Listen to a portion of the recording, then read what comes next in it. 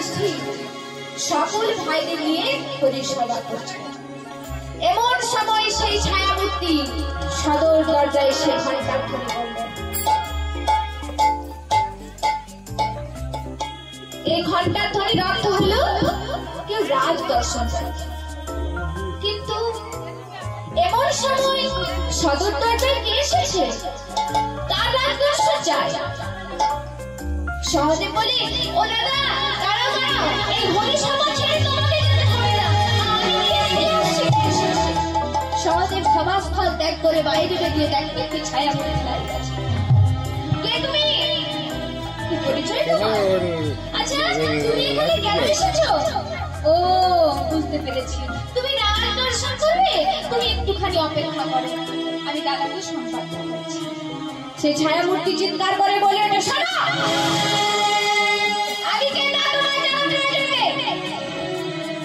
তোমাকে আমি একটি প্রশ্ন, সেই প্রশ্নে তুমি যদি সদুত্তর দিতে পারো তাহলেই তুমি জীবিত থাকবে, তা না হলে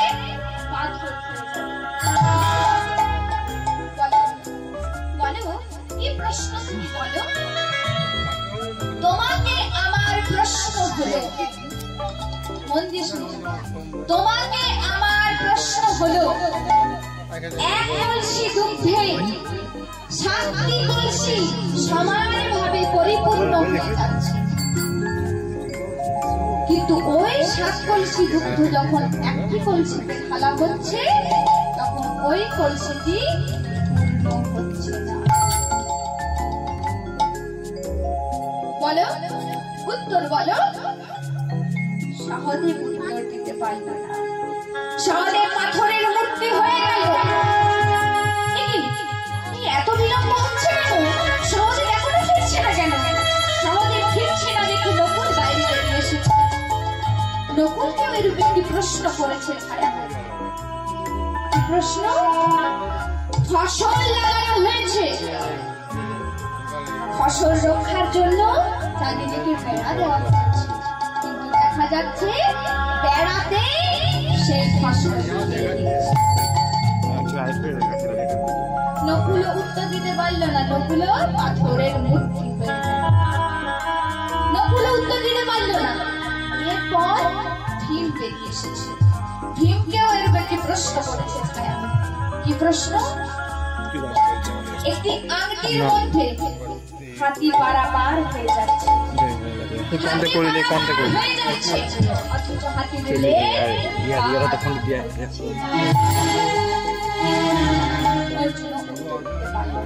অর্জুন পাথরের মূর্তি। এরপর ভীম বাইরে বেরিয়ে এসেছে। ভীমকেও এরূপ একটি প্রশ্ন করেছে ছায়ামূর্তি। প্রশ্ন? একটি চুলের মতো সরু সুতোতে পাহাড় প্রমাণ বোঝা ঝুলছে, পাহাড় প্রমাণ বোঝা ঝুলছে, অথচ সেই সরু সুতো ছিঁড়ছে। ভীম উত্তর দিতে পারল না। ভীমও পাথরের মূর্তি হয়ে গেল।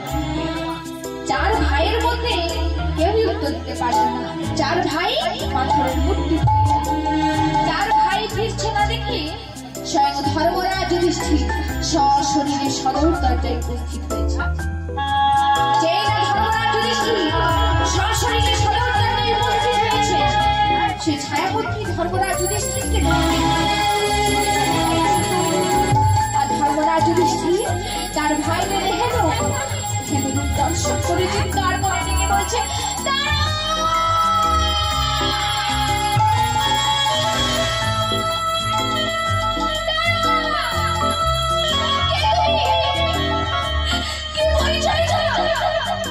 তুমি আমার ভাই,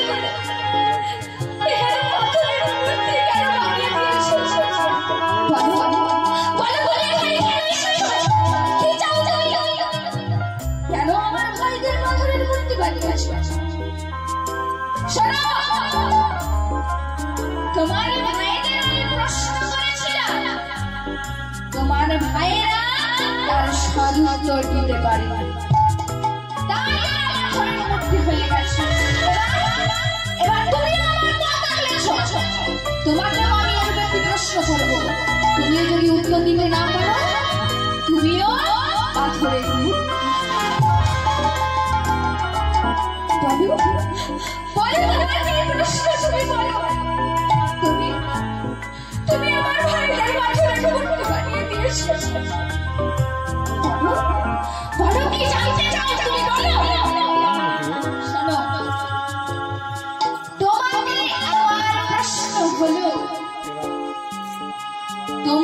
আমার প্রশ্ন হলো এ জগতে সবথেকে আশ্চর্য বিষয় বলো বলো এ জগতে সবথেকে আশ্চর্য বিষয় কি ও বাবা ধর্মরাজ যুধিষ্ঠির একে একে সকল প্রশ্নের সঠিক উত্তর দিয়েছে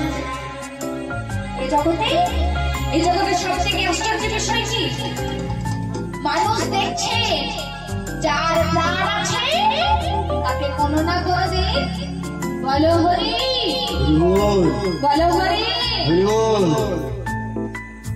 মারা যেতে হচ্ছে কিন্তু বাবা এই যে এত ভক্তবৃন্দগণ রয়েছে বলুন তো মনে মনে এখন বসে আছেন কীর্তন শ্রবণ করছেন কেউ কি ভেবেছিলেন হঠাৎ করে মৃত্যু হতে পারে আজ এখনই মৃত্যু হবে কেউ কি মৃত্যুর কথা ভাবছেন হতেও তো পারে মৃত্যু এত এত ভক্তজন আছে এই যে আমি কীর্তন গান করছি এই যে জেঠু খোল বাজাচ্ছে দেখো এই যে এত এত ভাইরা দাদারা রয়েছে যদি এখনই কারোর কিছু হয়ে যায় যদি এখনই কিছু হয়ে যায় আপনারা অবাক হয়ে যাবেন না আমি এখন কীর্তন করতে করতে ধরাম করে পড়ে গেলাম আপনারা অবাক হবেন না এই তো মেয়েটা ঘরে কীর্তন করছিল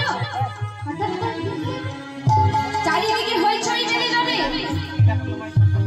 আশ্চর্য হয়ে যাবে এটাই হচ্ছে সবথেকে আশ্চর্য বিষয় মানুষ যখন মারা যায় ও বাবা কার কখন মৃত্যু হবে বলো বলো কেউ বলতে পারবেন এত এত ভক্তবৃন্দ রয়েছে কার কখন মৃত্যু হবে কেউ বলতে পারবেন কেউ পারবে বলতে বাবা কেউ পারবে না ডাক্তারে বলে দিতে পারে কেমন তোমার এই রোগ হয়েছে তুমি আর এতদিন বাঁচবে তোমার তো কোনো রোগ নেই তুমি এখন অনেক দিন বাঁচবে 3 মাস বাঁচবে 6 মাস বাঁচবে দেখা গেল যাকে বলেছে শরীরে কোনো রোগ নেই সে হঠাৎ করে আর যার বাবা বড় বড় রোগ হয়েছে ক্যান্সার হয়েছে বলেছে তুমি আর 3 মাস বাঁচবে দেখা গেল সে 3 বছর বেঁচে গেল এখন কিছু করবে না বলছে রাখে হরি মারে মারে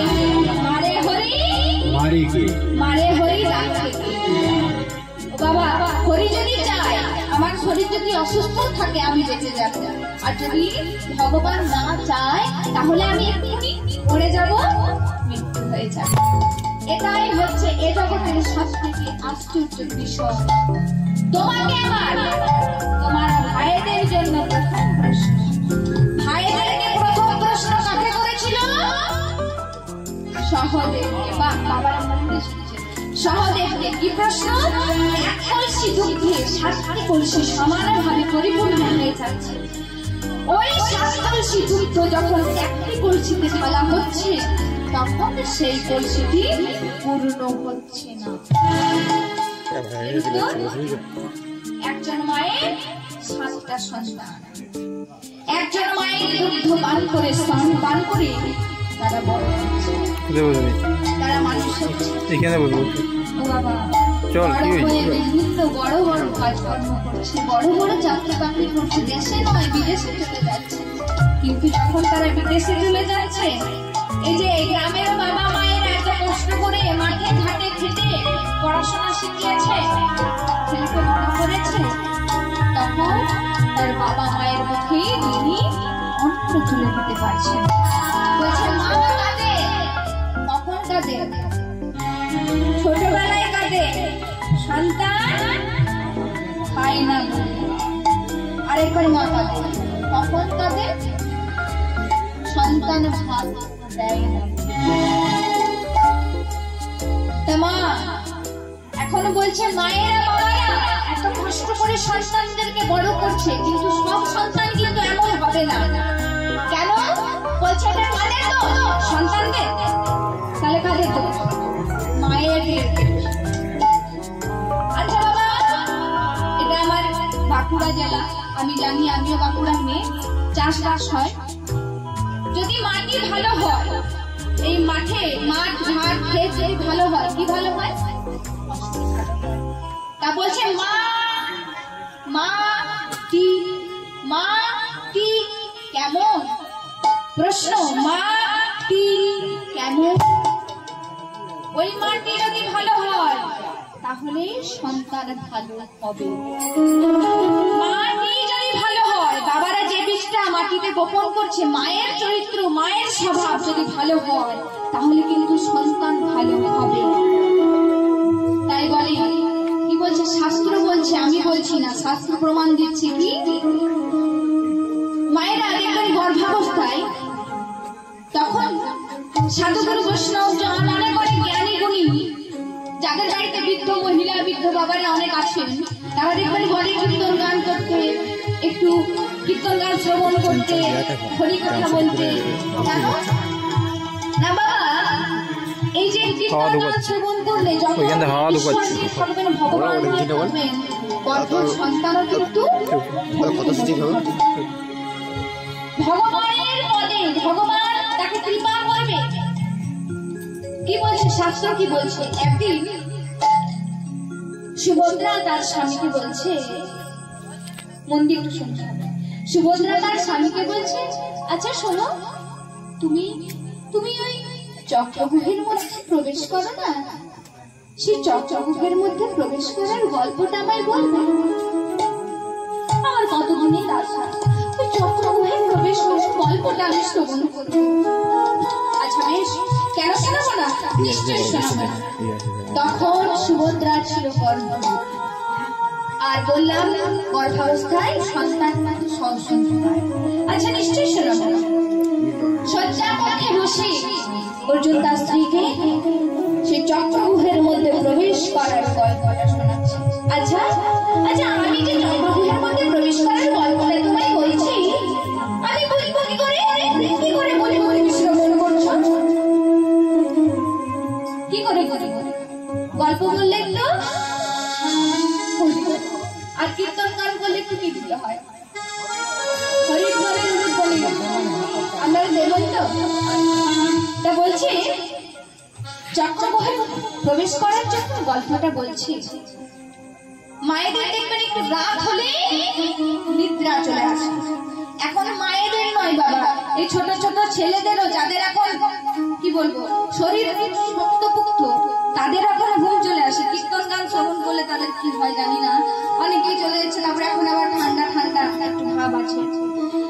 তারপর বয়স্কদেরও কি বলবো মা বাবা, সকলকেই বলছি, এখন কীর্তন, এই যে আপনারা এত কষ্ট করে কীর্তন গান করাচ্ছেন, আমার খুবই ভালো লাগছে। এত সুন্দর এই পুজোতে হরিকথা প্রচার হচ্ছে দিকে দিকে। আমাদের এই হরিকথা প্রচার, হরিনাম দিনে দিনে বিলুপ্ত হয়ে যাচ্ছে, কিন্তু আমাদের এটা চাই, সকলকে জানতে হবে, বুঝতে হবে।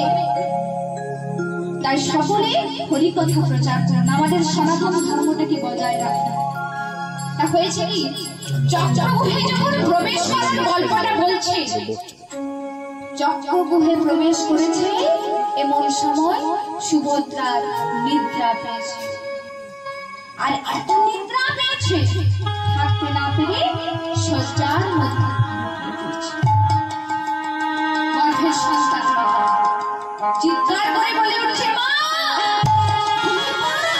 তুমি ঘুমিয়ে পড়লে, আমি যে চক্রগুহের মধ্যে থেকে প্রবেশ বের হওয়ার গল্পটা তার শ্রবণ করতে পারবো না। কিন্তু গর্ভের সন্তান যদি কাঁদে, মা কি শুনতে পায়? ঘুমিয়ে পড়লো, চক্রগুহের মধ্যে প্রবেশ করার গল্পটা শোনা হলো, বের হওয়ার গল্পটা শোনা হলো। সেদিন মহাভারতের খাতায় ছিল না তার মামা কৃষ্ণ, ছিল না তার পিতা অর্জুন। সব যুদ্ধ শুরু হয়ে গেছে। আচ্ছা আচ্ছা, চক্রগুহের মধ্যে প্রবেশ করবে কি?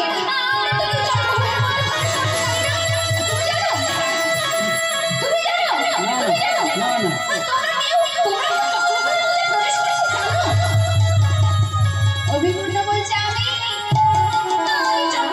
প্রবেশ করতে জানি না, কিন্তু চক্রগুহের মধ্যে প্রবেশ করেছে। এমন সময়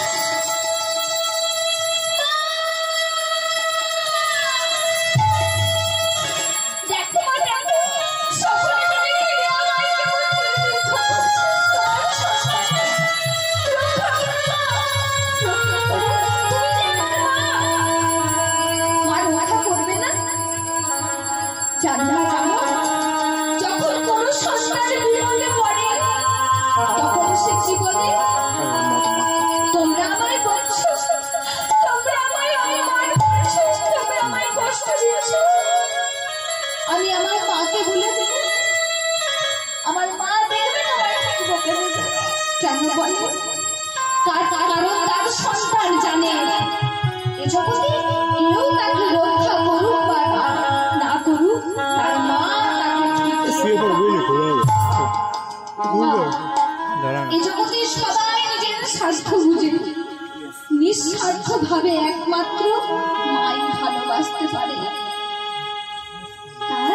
যার মা নেই সে জানে মা হারানোর যন্ত্রণাটা কি। ও মা, এখন তো আবার এই আধুনিক যুগে এসে বলছে মা হারালে মা পাওয়া যাবে। তখনকার দিনে ছিল মা পাওয়া যায় না, এখনকার দিনে আবার হয়েছে মা পাওয়া যাবে, কিন্তু বউ হারালে বউ পাওয়া যাবে। যাদের কি হয় তাদেরই হচ্ছে না, তো এখন আবার হারালে কি করে পাওয়া যাবে। হরে কৃষ্ণ। তা বলছে মা যদি ভালো হয় সন্তানকেও কিন্তু ভালো হবে। এবার তোমাকে আমার তোমার ভাইদের জন্য দ্বিতীয় প্রশ্ন কাকে করেছিল? হ্যাঁ, কি ফসল রক্ষার জন্য চারিদিকে বেড়া দেওয়া হয়েছে, কিন্তু দেখা যাচ্ছে বেড়াতে ফসল খেয়ে। এর উত্তর কি? যেই রক্ষক সেই ভক্ষক। আপনি তাকে বিশ্বাস করে রক্ষা করার দায়িত্ব দিবেন, আসলে দেখবেন সেই ভক্ষণ করে যাচ্ছে। এটাই হচ্ছে তার উত্তর। এবার তোমাকে আমার তোমার ভাইদের জন্য দ্বিতীয় প্রশ্ন কাকে করেছিল? অর্জুনকে।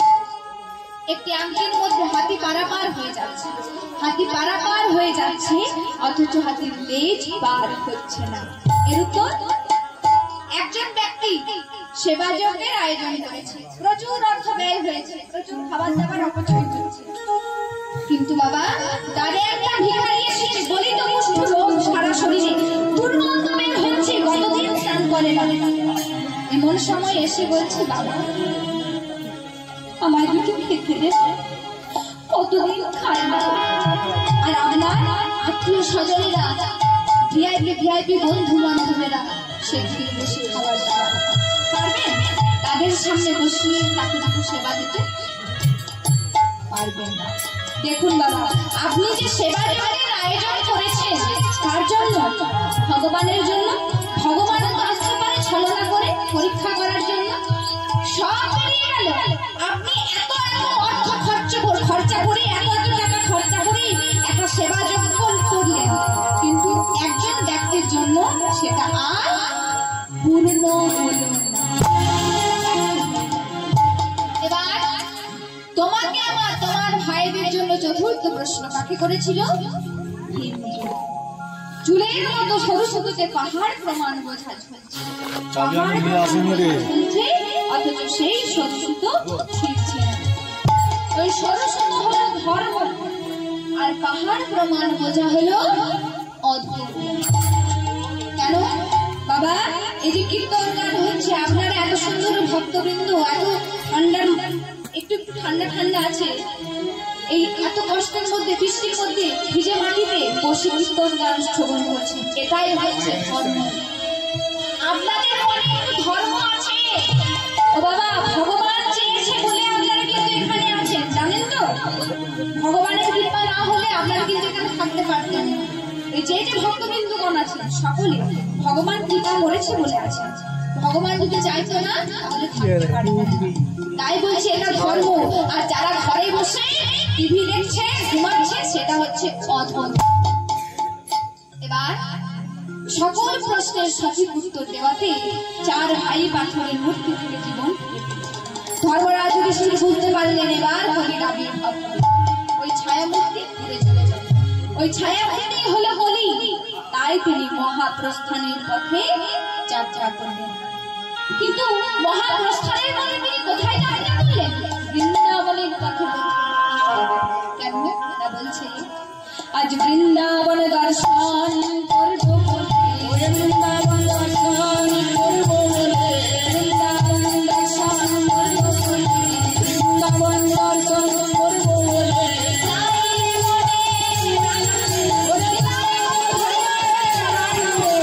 বৃন্দাবন দর্শন করব বলে। প্রভু আমার বৃন্দাবন দর্শন করতে চলেছে, কিন্তু যেতে যেতে মনে মনে ভাবছে, আহা আমি তো বৃন্দাবন দর্শন করতে চলেছি, কিন্তু আমি বৃন্দাবনের পথঘাট কিছুই জানি না, কিছুই চিনি না, আমি পথঘাট চিনবো কিভাবে? একজন পথপ্রদর্শক হলে ভালো হতো। এই চিন্তা করতে করতে প্রভু আমার চলেছেন। আর যেতে যেতে হঠাৎ এক পথিকের সাথে দেখা। পথিকের গায়ে রং কৃষ্ণ বর্ণ, স্কন্ধে যৌত সূত্র, কণ্ঠে তুলসীর মালা, গাত্রে আচ্ছাদিত নামাবলী, আর মুখে মধুমাখা কৃষ্ণ নাম। কৃষ্ণ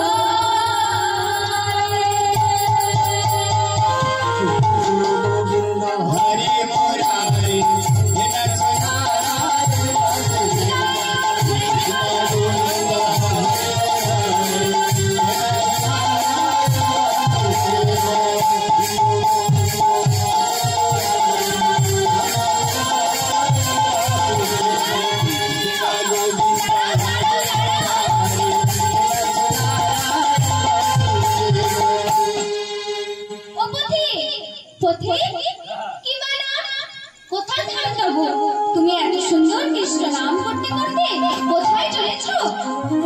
আমার নাম কৃষ্ণদাস। আমি বৃন্দাবনবাসী। কৃষ্ণদাস, তুমি বৃন্দাবনবাসী? হ্যাঁ, আমি বৃন্দাবনবাসী। ব্রাহ্মণ বংশে জন্ম আমার। কৃষ্ণদাস, তুমি যখন বৃন্দাবনবাসী, আমার মনে একটা আশা আছে, পূর্ণ করবে? জানো তো, আমি অনেক আশা নিয়ে এসেছি বৃন্দাবন দর্শন করতে। বলো না, তুমি আমায় বৃন্দাবন দর্শন করাবে? ও ঠাকুর, কেন বৃন্দাবন দর্শন করাবো ঠাকুর? নিশ্চয়ই বৃন্দাবন দর্শন করাবো, কিন্তু আমি তো তোমাকে আমার পরিচয় দিলাম। তোমার পরিচয় কি? বলো বলো ঠাকুর, বলো তোমার পরিচয় কি? বলছি, জানো আমার পরিচয়? নদী